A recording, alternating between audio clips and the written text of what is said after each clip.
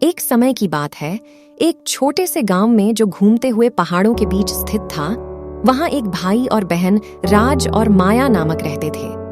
वे एक दूसरे से केवल रक्त ही नहीं, बल्कि प्यार के एक गहरे और टूटने वाले संबंध से बंधे थे। राज उन दोनों के बीच के बड़े भाई, एक जिम्मेदार और दयालु भाई थे। वह माया की पढ़ाई में मदद करने, उसे बुलियों से बचाने और बस अपना आइसक्रीम बांटने के सभी तरीकों में उसकी मदद करते थे। वही माया दूसरी ओर अपने भाई को अत्यधिक सराहना करती थी।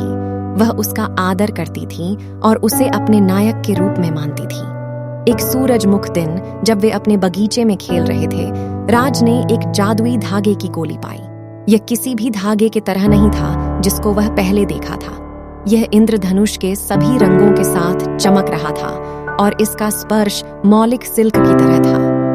राज ने इस जादुई धागे से माया के लिए कुछ खास बनाने का निर्णय किया। वह धागे को खूबसूरत ब्रेसलेट में बदलने और फिराने लगे। यह किसी और ब्रेसलेट की तरह नहीं था और यह प्यार और गर्मी की तरह चमक रहा था। राज ने इस पर काम करना शुरू किया, हर धागे में अपना प्यार और स्नेह डालते हुए। आखिरकार वह ब्रेसलेट को मुस्कान के साथ माया को प्रस्तुत किया। माया की आंखों में खुशी से चमक थी जब वह ब्रेसलेट प्राप्त की। उसने इसे अपने कलाई पर पहन लिया और इसकी खूबसूरती पर हैरानी की। यह सबसे खूबसूरत चीज है जो मैंने कभी देखी है, राज, उसने उत्साहपूर्णता के साथ कहा। राज मुस्कुराए और कहा, यह ब्रेसलेट हमारा आपसी प्यार का प्रतीक है, माया। जब भी आप इसे पहने तो याद रखें कि मैं हमेशा आपके लिए यहाँ हूँ, चाहे कुछ भी हो। सालों बीत गए और राज और माया के बीच का बंध और भी मजबूत हुआ। वे अपने जीवन के उछल कूद में मिलकर समर्थन करते रहे, मोटे और पतले के माध्यम से। यह जादुई ब्रेसलेट उनके अटूट जुड़वा बंध का प्रतीक बन गया। एक दिन गांव में एक भयानक तूफान आया। हवाओं ने आवाज की तरह चिल्लाया और बारिश कभी नहीं गिरी। गांव वाले अपने घरों की ओर शरण पाने के लिए भागे, लेकिन राज और माया इस कलह के बीच फंस गए। वे एक दूसरे को मजबूती से पकड़ लिया, जैसे ही वे ब्लाइंडिंग बारिश के माध्यम से घर पहुंचने के लिए संघर्ष कर रहे थे। जैसे ही वे अपने दरवाजे तक पहुंचे, भीगे और ठंडी से थरथराते, उन्होंने इस जादुई ब्रेसलेट को खोल दिया।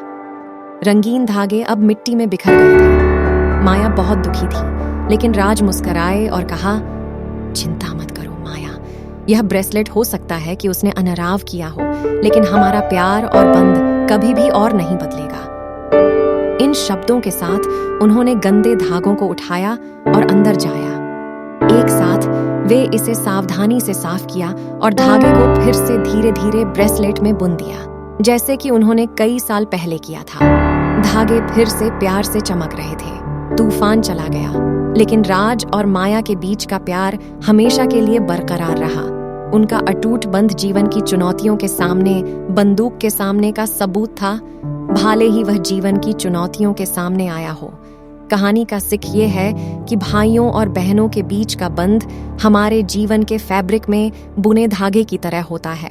ये कई बार चुनौतियों का सामना करता है और कभी कभी खोल जाता है, लेकिन प्यार, देखभाल और आदम्यता के साथ इसे हमेशा फिर से बुन सकते हैं, जो कभी भी पहले से भी ज्यादा मजबूत और खूबसूरत बनता है।